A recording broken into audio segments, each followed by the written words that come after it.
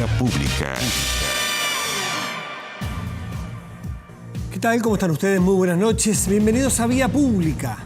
Esta tarde, va a quedar anotado, el 3 de marzo de 2020, el Ministerio de Salud confirmó el primer caso de una persona infectada con el coronavirus COVID-19 en Chile. Hay más coronavirus, no es el único. Es una familia, entiendo que haya 6, según me explicaba el otro día un experto, para que vamos aprendiendo de esto. Tratándose, en este caso, de un paciente internado en la ciudad de Talca. Según informó el Ministerio de Salud, se trata de una persona de 33 años quien llegó al país el pasado 25 de febrero luego de viajar durante un mes, algo así, por el sudeste asiático y tuvo un paso por España, en Europa, que también hay coronavirus. Bueno, están tantos países a esta altura. Específicamente, como decía, estuvo en España esta persona, pero probablemente, porque estuvo más tiempo expuesto, en la zona de Asia. Eso tendrá que decir, pero lo que sí dijo el ministro es que es importado este coronavirus. Dada esta situación, el ministro Mañalich anunció que se dio inicio entonces a la denominada fase 2 en el manejo de esta epidemia o pandemia mundial. La primera fase era prepararse adecuadamente y para eso Chile hemos tenido suerte porque esto partió a principios de enero. Hemos tenido 2 meses prácticamente completos para preparar los mecanismos, cómo recibirlo, cómo hacer los protocolos. Nos ha dado un tiempo suficiente y ahora entramos a la fase 2 y vamos a ver cómo lo hacemos. Nos preparamos adecuadamente entonces para manejar esta epidemia, es parte de lo que tenemos que ver.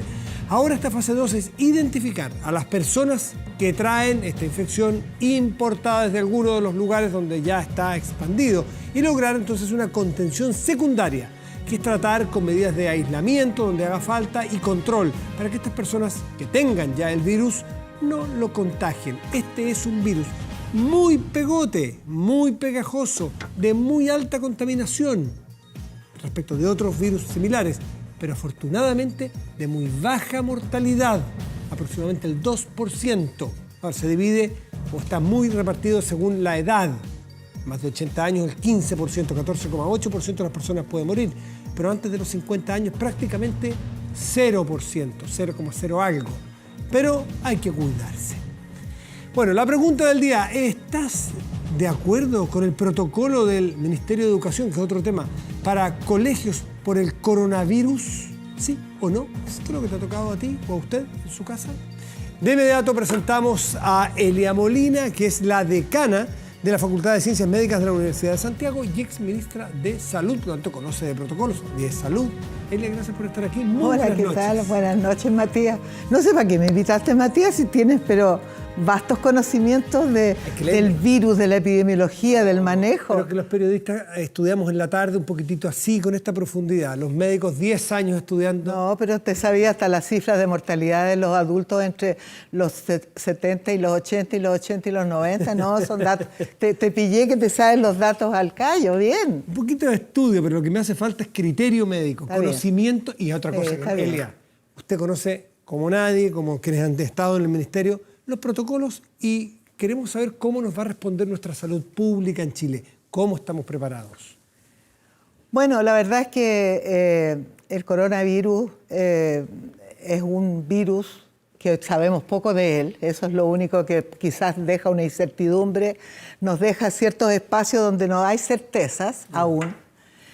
Pero hemos tenido respuestas bastante buenas nosotros en este país desde hace tiempo atrás. Cuando vino la epidemia del cólera en los años, los principios de los 90, fuimos el país que menos casos de cólera tuvo, se controló, la población hizo muy buena toma de conciencia de todo lo que se dijo.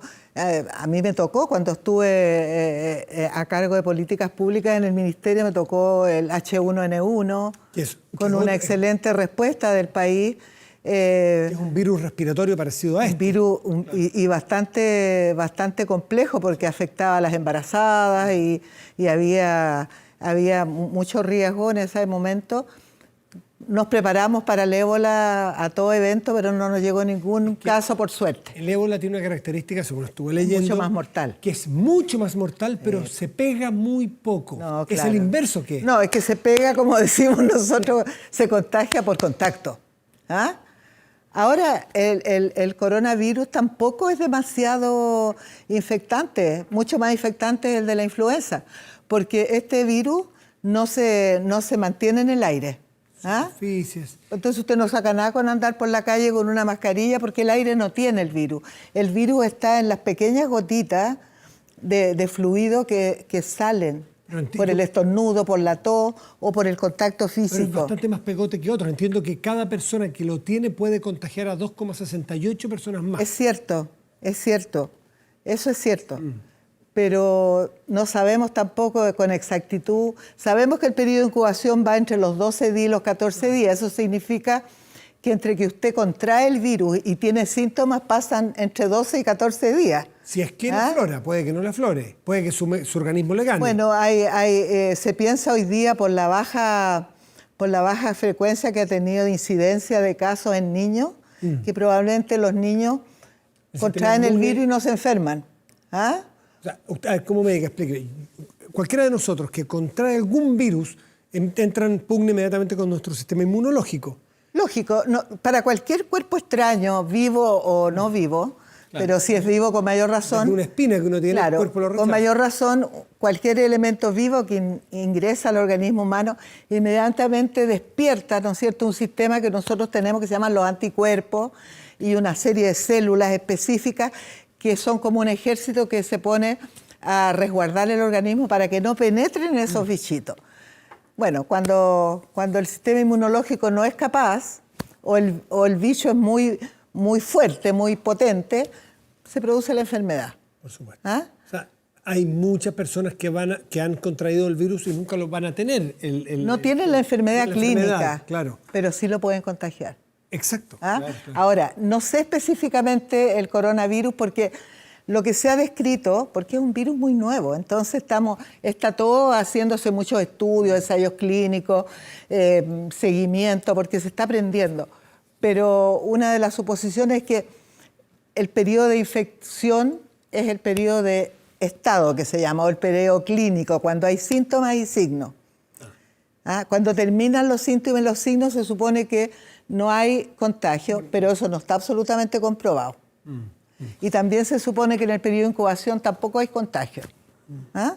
O sea que el periodo de estado de la enfermedad o el periodo donde ya hay clínica, donde hay tos, dificultad respiratoria, estornudos, tos, fiebre, sí, que son los síntomas más específicos, que son específicos pero inespecíficos, porque muchas gripes, muchos problemas tienen los mismos síntomas. Claro sí. Entonces ahora, por eso que epidemiológicamente lo que nos interesa en este proceso, en Chile sobre todo, es poder identificar los casos y de ese caso identificar todos los contactos posibles para evitar que esto se transforme de verdad en una epidemia a todo dar. Muchas veces las autoridades sanitarias de nuestro país dicen que nosotros tenemos un sistema de salud público muy único. Y viene la historia del doctor Monk que ver con el tema de los desnutridos, ¿no es cierto?, que en el país que entiendo que logró superar las desnutriciones infantiles. Usted me dice el caso recién de una enfermedad que hubo... Cólera. Del cólera, que fuimos el país con... ¿Qué tanta fortaleza tiene nuestro sistema de salud pública para enfrentar este coronavirus? Usted que lo conoce desde adentro. Bueno, hay varios factores. ¿Ah? El sistema público, que se crea como sistema propiamente tal en 1952, ¿ah? Más o menos ahí se crea el Servicio Nacional de Salud, se caracterizó desde un comienzo por ser un sistema donde la prevención y la identificación de los factores de riesgo en esa época eran puras enfermedades infecciosas, hay que decirlo, ¿no es cierto? La diarrea, la tifoidea, la hepatitis, las neumonias, la meningitis. ¿Ah? Entonces, frente a eso, el sistema se generó en una red de atención primaria, primer nivel de atención, y hospitalaria. Bueno, al correr de los años se han ido generando las especialidades y todo eso. La gran credibilidad que el sistema público generó en la comunidad ha sido un factor importante y todavía no lo hemos perdido, a pesar de que estamos bastante más desprestigiados como sistema de salud que en el pasado. Pero cuando vino la epidemia de cólera y se le dijo a las personas que no podían comer ningún marisco, ningún pescado crudo, ni lechugas crudas, ni... porque en esa época se regaban las lechugas y las frutillas con agua servida, claro. Cosa que ya no ocurre. Pero es que hay personas que por años no volvieron a comer el pescado crudo, ni las lechugas, ni verduras crudas. Entonces nosotros lo paramos porque la población también fue tremendamente obediente por credibilidad al sistema. Y eso no tenemos que perderlo. Entonces hoy día, si el Ministerio de Salud dice, ¿no es cierto?, que hay que lavarse las manos frecuentemente, que si uno estornuda tiene que taparse con el brazo doblado, no con la mano, que hay que usar pañuelos desechables. Bueno, eso hay que hacerlo. Si le decimos que no hay que usar mascarilla por deporte, porque las mascarillas, desgraciadamente, se ha generado tal psicosis con respecto a protegerse que se han agotado las mascarillas. Y a lo mejor cuando se necesita no va a haber. La OMS calculó que si esto realmente se transformaba en una pandemia, que ya casi lo es, ¿no es cierto?, las fábricas de mascarillas van a tener que aumentar su producción en un 40%. Yo creo que con el pánico que se ha generado y como todo el mundo anda desesperado comprando mascarillas, yo creo que van a tener que doblar la producción porque va a haber escasez y las mascarillas son fundamentales para los enfermos, para que no contagien a otros. Sí. Y para los trabajadores de la salud. Que están muy expuestos. Y cualquier otra persona que cuide enfermo en la casa, en cualquier lado, ¿no? Que, para protegerse del enfermo. Entonces hay mucho mito, hay mucha información. La información es buena. Y los mensajes que ha dado el Ministerio son claros. Pero es tanta. Era la fake news. Las redes sociales, en la misma televisión, si usted... probablemente recorre, yo no lo he hecho porque no estoy bien, no tengo el tiempo para ver todo el día, pero aseguro que desde que apareció el caso no ha parado de hablarse de coronavirus.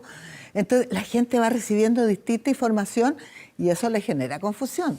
Entonces es muy importante el rol suyo de los comunicadores de ser súper claro en las 10 ideas fuerza, no son más de 10 ideas las que hay que tener claras. Lo demás es adorno, pero las ideas claras no son más de 10. Y en ese sentido es importante, y usted las tiene súper claras. No, estamos aquí aprendiendo, porque llevamos 2 meses con esto, estamos aprendiendo todos. Usted como exministra, y que le tocó trabajar en el ministerio antes de ser ministra también, desde sí, trabajé, sí. La salud pública la conoce por dentro y de verdad. Sí. ¿Qué opera en un Tengo día, calle, como dicen. Tiene mucha calle, mucho consultorio, qué sé yo. Sí. ¿Qué opera en un día como hoy, que es un día muy especial, me imagino, respecto de tomar medidas con los colegios? Vi que Gualañé y San Javier, me parece... No se justifica para nada. Se suspendió allí. Tendrán razones específicas, bueno, pero ahí se generó un miedo local. Un miedo local. La verdad es que el colega, porque es un colega pediatra igual que yo, el que se enfermó, de 36 años, claro. Un colega... no alcanzó a atender pacientes en el consultorio, no volvió a trabajar, dijéramos, después que regresó del viaje donde pasó por Singapur y todos esos lugares. Me llama la atención que habiendo venido de Europa y con una historia de viajes por Asia, no haya sido detectado como posible sospechoso en el aeropuerto, pero bueno, no sé cuáles serán los mecanismos, pero... son todos los que vienen hoy día, no sé, un porcentaje... Sí, pero todos tienen que llenar un protocolo hoy día frente a una epidemia, bueno, este señor estaría frente a un riesgo de esta naturaleza y con la globalización y la cantidad de viajes y vuelos. Hoy día yo vi que lo están haciendo. No, y hace rato, hace unos días ya se está llenando. Aquí las personas tienen que decir de a dónde viene. Entonces, si viene de, qué sé yo, de Uruguay, pase derecho. Sí, pero si viene de China o viene Italia, de Singapur o del norte de Italia, qué sé yo, o sea, hagámosle un interrogatorio más. Porque también si estuvo hace un mes en China y no le ha pasado nada, tampoco va a traer, ya no le dio, porque el periodo de incubación es 12 a 14 días. Entonces usted no va a estar sospechoso el resto de su vida, solamente por supuesto, en el periodo. Le limpian los papeles después de 14 días. Sí, porque hay tanto meme que hay con respecto al tema. No, y eso la desinformación empieza a generar verdades que no son. Las fake news en política las conocemos. En salud y es verdad que no tiene una alta mortalidad, es verdad que la mortalidad se concentra fundamentalmente en hombres sobre los 70 años y sobre los 80, diría, donde está la mortalidad más alta, que usted la nombró, el 14,8, hasta los 90. Entre 70 y 80 es el 8,6 claro. Y después el 14,8. Pero entre 40 y 50 es muy baja. Y en los menores de 40 es de 0,4. Y se la sabe todo, me encanta. Entre 40 y 50 es 0,4. Y a los 50 que yo ya tengo, de ahí arriba. Son las últimas cifras que ha dado la OMS. Claro. Entonces, pero cuando la cantidad de casos son muchos, 2% es harto. Sí, claro. Claro. Aunque uno dice 2%, claro.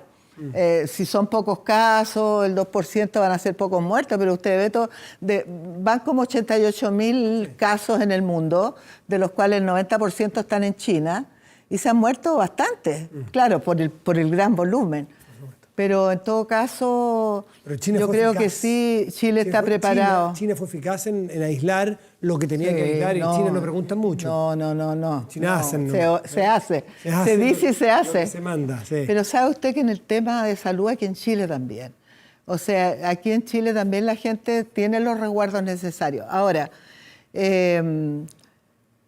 en general, cuando la cosa está partiendo lenta, se van tomando todas las medidas de control. El problema, que estuve leyendo hoy día un artículo de Inglaterra, justamente donde Inglaterra, que ya ha subido a 59 casos, 52, de 39 subió a 52, ya están más preocupados, entonces están poniéndose en distintas situaciones. ¿Qué es lo que hay que hacer?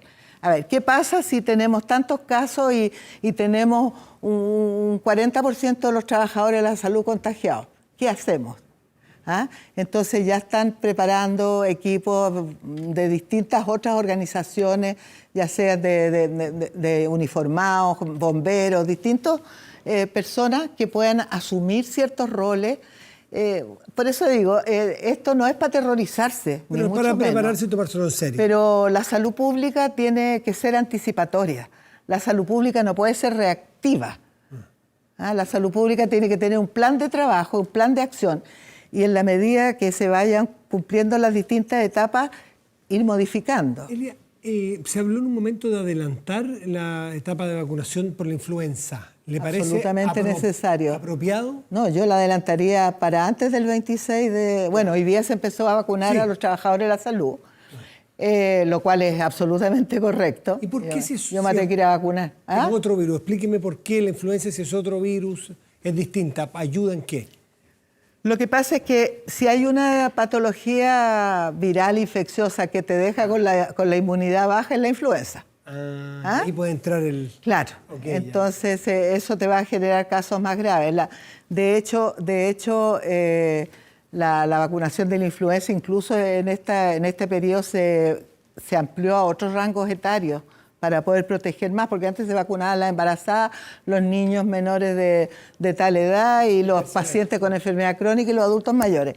Hoy día ese espectro se amplió de manera de mejorar la inmunidad nacional, por llamarlo de alguna manera. Ahora entiendo por qué.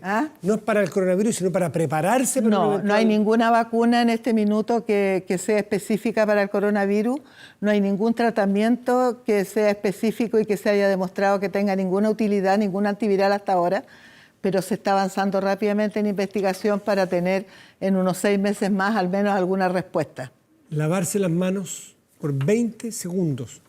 ¿Se mojan las manos? Fundamental. Lavarse las manos, mucho jabón, apagar la llave para que no corra. Y con alcohol gel es muy bueno también. Y si en la casa, como decía algún especialista, con agua y jabón, harto rato el jabón, el agua apagada para no perder agua, porque no tener sequía además de coronavirus, más sequía todavía. 20 segundos refregándose bien, y ojalá varias veces al día, y eso puede ser un súper buen cortafuegos. Sí, porque sobre todo, bueno, en este caso, hoy día Chile tiene un caso, que no es un caso autóctono, es un caso importado, ¿ya? Por lo tanto, aquí hasta ahora, ¿no es cierto? Este mismo colega venía en un bus, ahí puede haber un grupo de riesgo de estar contagiado, venía en un avión, donde venían otros chilenos, puede haber un grupo de riesgo. 10 días con cuántas personas ha estado. Entonces, muy bien lo que está haciendo la autoridad sanitaria, que es buscar a todos los contactos, la lista de todos y dónde están, qué les está pasando. Si están sanos ya, quiere decir que ya no va a pasar mucho, porque me parece que... 25 de febrero llegó 25, ¿y a cuánto estamos hoy día? Estamos a 3, o sea, son 8 días. Claro, No, falta todavía, pues todavía hay un periodo que se llama un periodo de ventana, en el cual aparentemente no tengo ningún problema, pero puedo estar contagiado y me puedo enfermar en una semana más. Aprender, leer, no escandalizarse, no asustarse, no sobrereaccionar. Y seguir las indicaciones. Seguir las indicaciones. Elia Molina, decana de la Facultad de Ciencias Médicas de la Universidad de Santiago, la USACH, y exministra de Salud. Gracias por estar aquí esta noche, Elia. Un gusto. Gracias siempre. por la invitación y la oportunidad de poder conversar. Que esté muy bien, pues, y hacer pedagogía en salud, que es tan importante. Sí. Y la pregunta del día tiene que ver justamente con los protocolos en la educación. ¿Estás de acuerdo con los protocolos del Mineduc para colegios por el coronavirus? ¿Sí o no? Luego le contamos cómo va la votación. Hacemos una pausa y volvemos aquí en Vía Pública.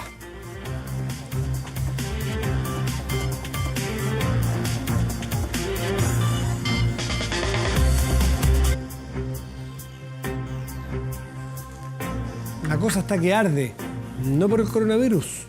La cosa está que arde en Estados Unidos y el mundo, una parte del mundo, mira qué es lo que está pasando en este super martes de la primaria demócrata. No es la elección, pero es quién le va a competir a Donald Trump. Esa es la pregunta. Y hace unos días uno sabía que, hace varios días que iba a ser Elizabeth Warren, después que parece que Bernie Sanders y ahora que aparece Biden o que Bloomberg. Bueno, esto es para expertos, así que yo me quedo hasta aquí y le pregunto a los invitados esta noche qué es lo que está pasando. Para eso tenemos a Ingrid Bachmann, que es directora del Departamento de Periodismo de la Facultad de Comunicaciones de la Universidad Católica. Ingrid, gracias por estar aquí. Gracias por la invitación. ¿Bien pronunciado? Bachmann. Sí, Bachmann. Bachmann. Muchas gracias, Ingrid. Y Cristóbal García Huidobro, historiador y analista internacional, también muchísimas gracias por estar aquí. Muchas gracias por hasta ahora. ¿La Católica? ¿La Católica? Sí. ¿Pero tú fuiste una época a la USACH? También, pero estoy de la Católica. El alma mater. Hoy día, sí. Está bien.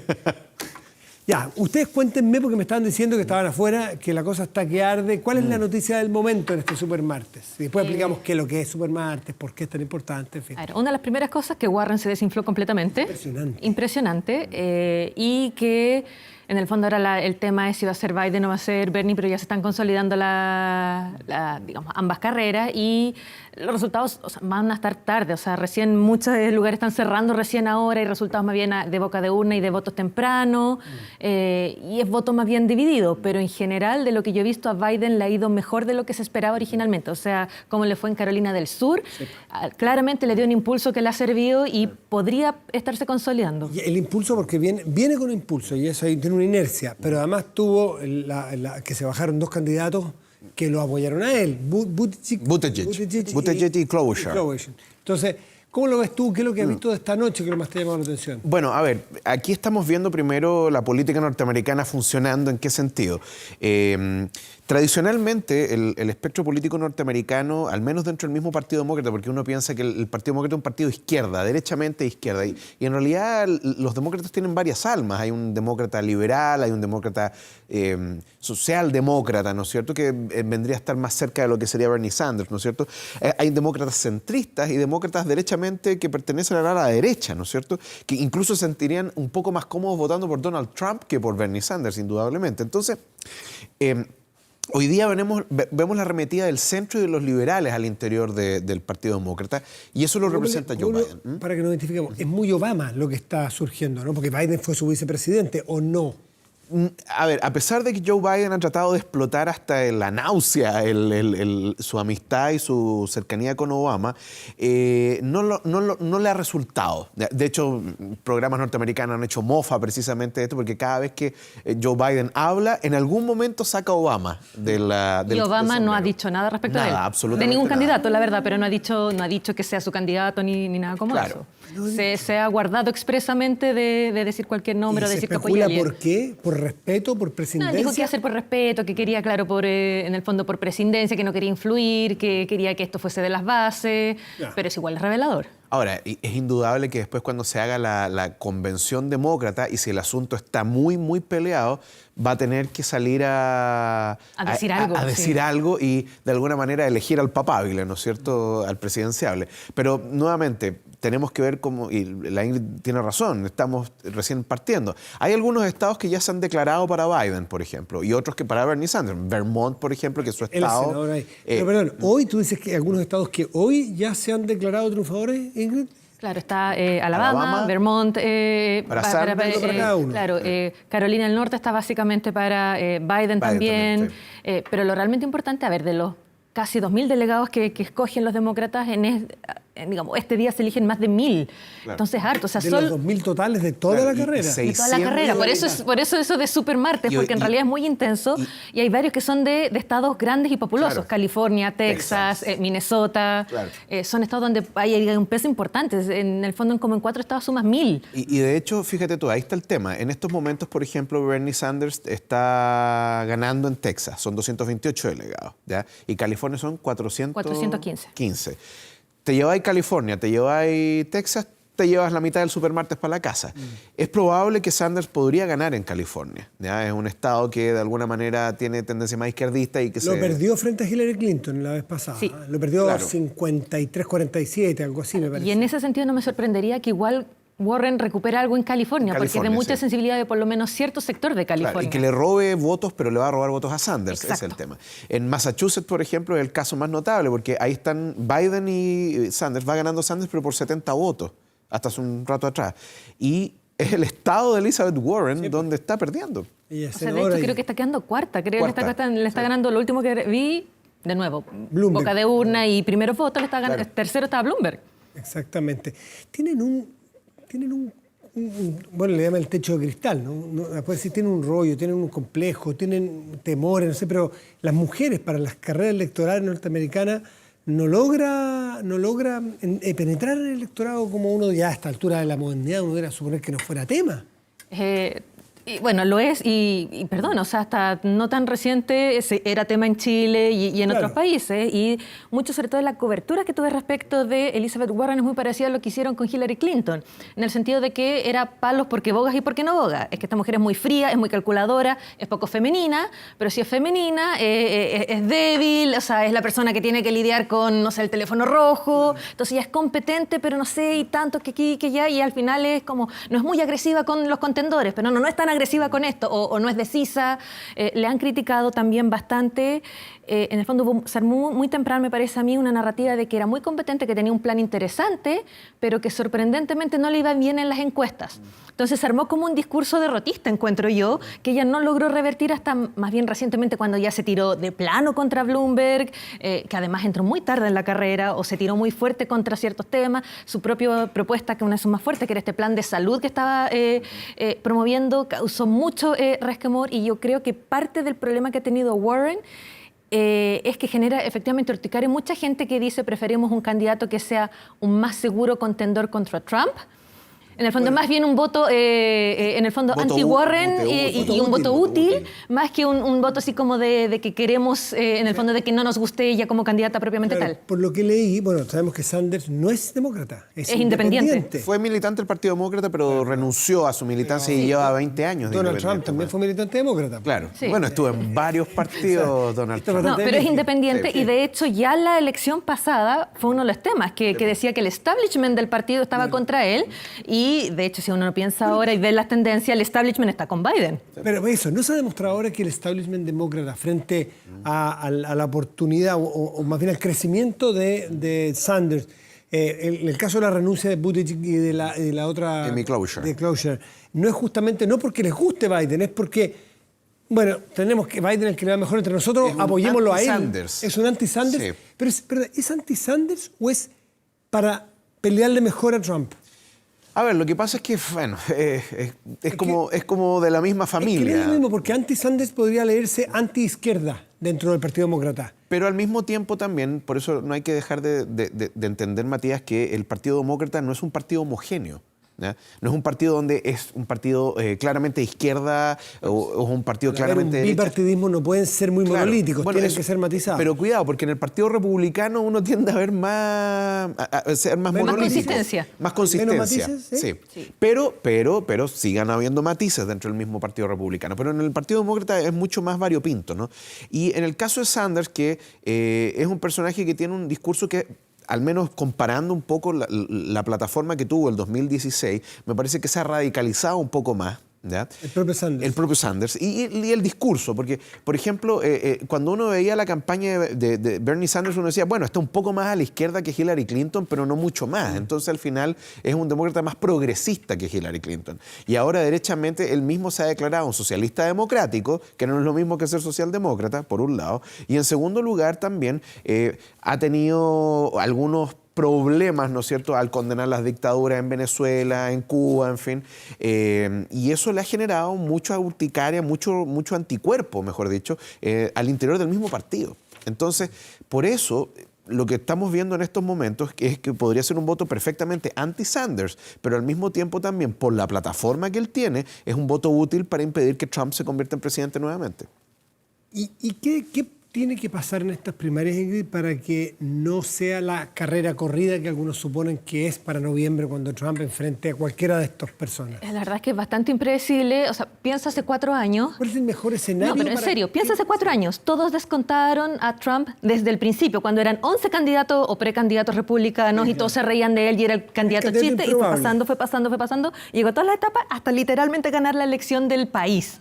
Sin ganar el voto popular. Porque sin ganar el voto popular. Pero eso le importa muy poco a los norteamericanos. Está bien, pero claro, quiere decir, todas las vallas que tuvo que superar. Por eso, desde Hillary Clinton sacó más votos que Trump. 3 millones más de 3 votos. millones, una diferencia de 3 millones. Entonces, ¿qué puede pasar?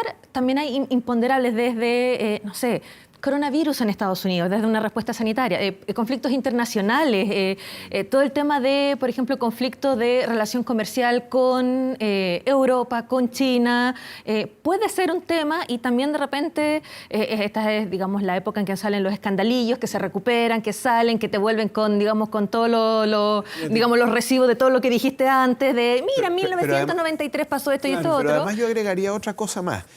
Uno de los grandes errores de Hillary Clinton fue lo que dice la Ingrid, dar la elección, y lo que decías tú, Matías, es dar la elección por ganar. No, sí. Me acuerdo de un sketch de Saturday Night Live donde había una humorista que representaba a Hillary Clinton y le decía, bueno, ¿y qué opina usted? Creo que voy a ganar la elección, decía.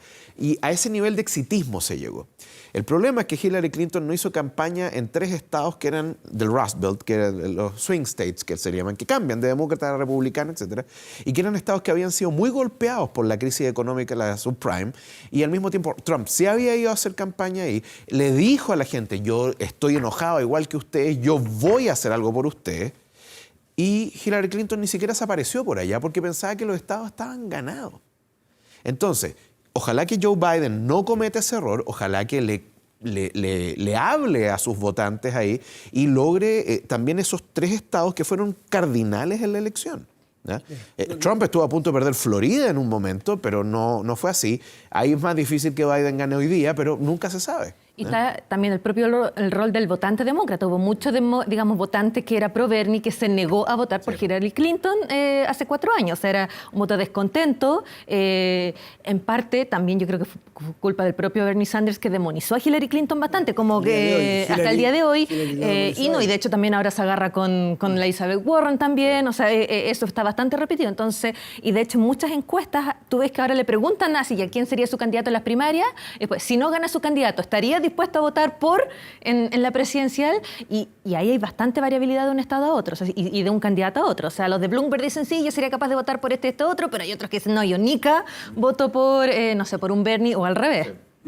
Curioso esto que, por lo que leía, California por primera vez está en el supermartes. Antes California se votaba muy al final y ahora pesa. Y muchas veces se llegaba a votar a California, que es un tremendo estado que tiene más población de Estados Unidos, si no me equivoco. Sí. 60 millones, 70 millones. Es el más grande y se votaba cuando ya la elección interna de los partidos ya estaba decidida prácticamente. Entonces era una elección, estaban perdiendo su capacidad de influencia y ahora lo corren a este supermartes muy al principio, con lo cual California hace que sea muy poco predecible lo que ocurre hoy día, ¿no? Pero eso tiene una razón de ser. El Comité Nacional Demócrata, que vendría a ser como la presidencia del Partido Demócrata, tomó la decisión de cambiar a California fundamentalmente porque así tú evitas el desangramiento, ¿no es cierto?, de los candidatos. Entonces, ya, usted tiene 415 delegados, esos 415 delegados podrían en algún momento incluso darle la elección. ¿Ya? O sea, se van a hacer el resto de las primarias, pero esto le podría dar la victoria si usted ha logrado consolidar. Eso, si tú lo logras delimitar inmediatamente, definir inmediatamente, implica que el resto de la campaña es simplemente aunar fuerzas contra el candidato del Partido Republicano. Y de alguna manera eso fue una medida inteligente, creo yo, precisamente para cortar la campaña, porque al final era una maratón que desangraba a los candidatos, desangraba al partido, desunía al partido. Desunía. Claro, piensa, la convención no es hasta agosto. Agosto, sí. Entonces, es así, en que no se nombra formalmente quién es el candidato y si es un poco peleado como podría serlo, también se presta para hacer complicaciones, entonces es mejor que se resuelva todo bastante antes. Creo que partimos aquí un error como profesores que ustedes son, cometimos, yo no soy profe, así que ustedes tienen la responsabilidad, ¿no? Yo, de dar por hecho o por conocido para toda nuestra audiencia cómo es el sistema, porque hay que seguramente como le dijimos. No, pero lo básico. Necesitamos una pizarra. Porque recién es que probablemente cuando nosotros comentamos que Hillary Clinton sacó 3 millones de votos más que Trump, pero Trump ganó la elección, hay algunos que legítimamente dicen, a ver, algo no me calza. A ver, dos cosas simples. La elección presidencial, la presidencial es por voto, es colegio electoral, no es por voto popular. O sea, no es el que tiene más votos gana, sino que ahí se asignan un número de delegados para el colegio electoral en función básicamente de los estados, del tamaño de la población, pero no es tan proporcional tampoco, que es una de las grandes peleas, por ejemplo, California, que dice somos el estado más grande, pero valemos como solamente 2 veces este otro estado chiquito para efectos de que Massachusetts o no sé, Maine y ese tipo de estados. En el caso de las primarias y los caucus, es un sistema similar, pero a nivel de estado, en que también vas ganando delegados, y ahí la fórmula es bastante complicada, porque no es tan proporcional tampoco. No pero es tú que tienes que ganar un tienes estado. que ganar un número de delegados para que finalmente van a la convención, y es como un voto, una suerte como así a mano alzada en su momento. ¿Quién es por este candidato, quién es por este? Y se proclama al candidato. Yo antemano veo, Ohio tiene 15 electores, por ejemplo. Yo estoy en competencia con ustedes 3, les gano, yo me llevo, no en todas partes exactamente igual, pero yo me llevo los 15 de Ohio. En el caso... no todos. En la no todos. presidencial sí. En la presidencial pero sí. En las primarias no. En las primarias no, y ahí varía en algunos casos según estados, según las diferencias entre los otros candidatos. Es bien complicada la fórmula. Y por eso yo creo, por ejemplo, lo que está pasando en Texas hoy día, que son 228 delegados en la palestra, es muy probable que Sanders no se lleve todos los delegados. No. ¿Por qué? Porque están, las cifras, bueno, pueden haber cambiado en un rato que estamos conversando, pero están algo así como un 26-23%, Sanders ganando. Eso significa que para todos los efectos tendrían que estar repartiéndose los delegados casi mitad, un poquito menos, ¿no es cierto? El tema, y la Ingrid tiene razón, una de las grandes críticas que se le ha hecho al sistema del colegio electoral en los Estados Unidos es que en un momento tuvo alguna razón de ser, porque las distancias eran muy largas, entonces tú le das un mandato a alguien para votar, que hoy día es lo que se hace con los delegados, ¿no es cierto?, en las primarias también. Pero lo que ha ocurrido es que no necesariamente la cantidad de delegados, de electores que tú tienes corresponde a lo que decía la Ingrid, que es la cantidad de fuerza política, de votos que tú tienes, y genera estos descalabros donde tú tenías 3 millones menos de votos, pero sacaste más delegados y ganaste la elección. Chile tuvo un sistema así hasta la década de los 20, más o menos, pero precisamente por eso lo cambiamos. Y por último, hemos hablado del Partido Demócrata. El Partido Republicano, sabemos que tiene a Bush, y no va a haber, ni siquiera van a montar un circo suficiente. Sí, lo están haciendo ahora. No se han hecho, yo he visto, pero... Ha ganado Trump en todo. En todo, gana, sí. No, y va a seguir ganando. Tiene el 100%. Sí. Hay otros 2 candidatos que lamentablemente no recuerdo sus apellidos. Y nadie los conoce tampoco. Uno se bajó, de hecho. Que tienen unos poquitos ya conseguidos, algunos electores conseguidos, pero esa carrera sí que da igual. No, y suele pasar, en el fondo, es muy raro que el presidente incumbente no sea candidato, a menos que expresamente diga yo no voy de candidato. Y es raro que no ganen, mayoritariamente ganan las reelecciones. Y no suelen ganar, sí. O sea, de hecho, uno de los mejores predictores para ganar una elección es haber sido el candidato del presidente del periodo anterior. Hay muy pocos casos. Claro, Bush padre, Carter en los últimos 30, 40 años, ¿no es cierto? Exacto. Pero en general, claro, eso es cierto. Y de hecho, Trump en estos momentos igual tiene un buen piso, más allá de su grupo, digamos, de electores, etcétera. Estados Unidos ha crecido bastante en el último tiempo. Yo conversaba con unos amigos norteamericanos que me decían, sí, nosotros somos demócratas, pero también no podemos mirar para el lado al ver que efectivamente Trump ha mejorado la situación económica del país considerablemente. Sanders le critica efectivamente que ha mejorado la situación del país, pero para algunos, y que esto ha sido como una especie de chorreo, ¿no es cierto? El trickle-down economics. Entonces, es el chorreo de la cuestión, pero al final es una cuestión inequitativa, no le está llegando a todo el mundo como corresponde. Esa es parte de la discusión que existe hoy día. Discusiones que se dan en todos los puntos cardinales, por lo que Sí. Ingrid, Cristóbal, muchísimas gracias por estar esta noche y cada uno llegar a su casa a poner las cadenas de televisión internacional. Probablemente nosotros aquí también vamos a estar informando cuando haya noticias, pero seguir, para los fanáticos, que hay muchos de la elección norteamericana, seguirlo en el pulso que hay en la internet. Por lo tanto, mañana seguramente, además California, que es el estado más grande, tiene 5 horas menos, si no me equivoco, que nosotros. Cierra a las 11 de la noche de California. Sí. Y entiendo también de que hablamos que por tradición el resultado final de California es un mes después aproximadamente. Más o menos, porque además es una cantidad astronómica de votos que tenéis que contar. Entonces, porque además no usan un sistema tradicional de papeleta. Sí. Recuerda el incidente en Iowa, que hubo un problema con la aplicación, o sea, no saben ni contar votos. El sistema es muy enredado. Algo bueno tenemos en Chile, que nosotros tenemos los resultados de las elecciones. Y a las 10 de la noche ya se sabe cómo sale. 7:30, 8 de la noche. ¿Sí? Que les vaya muy bien a los dos. Muchísimas gracias. Gracias por la invitación. Hacemos una pausa y ya volvemos aquí en Vía Pública.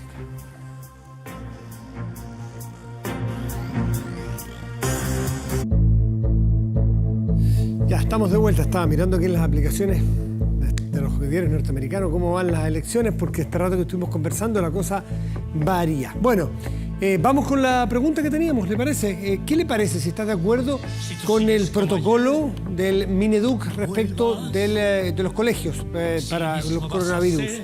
Ahí está, el 34% está de acuerdo, el 66% está en desacuerdo con este protocolo. Vamos a nuestro portal de noticias 24horas.cl, que le parece, tiene como noticia principal de cabecera en este momento, naturalmente el coronavirus y la suspensión de clases en San Javier y Gualañé. Vamos a ver qué es lo que va a ir sucediendo con mucha calma para lo que ocurre este coronavirus descubierto hoy, como bien dado a conocer el día, en la tarde, en Talca. Vamos con las temperaturas. Santiago, la región metropolitana, en este momento tiene un cielo despejado, bruma y 19 grados. Para mañana, miércoles y pasado jueves, tenemos el siguiente pronóstico. Despejado el miércoles con 34 grados como máxima probable. El jueves, parcial con una máxima probable de 35. El termómetro sube. Veamos otras regiones del país, ¿qué le parece? Panguipulli, región de los ríos, tendrá una máxima probable de 26 grados y cielo parcial. Chañaral, en la región de Atacama, tendrá cielo nublado y una máxima probable de 20 grados. Y escuchamos a Rafael Martos. Grande, ¿no? El legendario Rafael, pues, regresa a nuestro país con 2 fechas programadas para el mes de septiembre. El 4 en el Gran Arena Monticello y un día después en el Movistar Arena, para que vaya ahí afinando su agenda a los que les gusta Rafael. El artista de 76 años trae en esta oportunidad su exitoso espectáculo Recifónico se llama. Es el mismo que mostró en 2019 en el escenario de la Quinta Vergara y que debutó en 2018 para revivir a sus canciones más clásicas en un formato que mezcla lo electrónico con lo sinfónico. Bueno, en esta nueva visita al país de Rafael estará acompañado por la Orquesta Filarmónica de Chile, ni más ni menos. Y con el gran Rafael Martos, Rafael de España, despedimos el Vía Pública de hoy. Muy buenas noches y gracias por venir.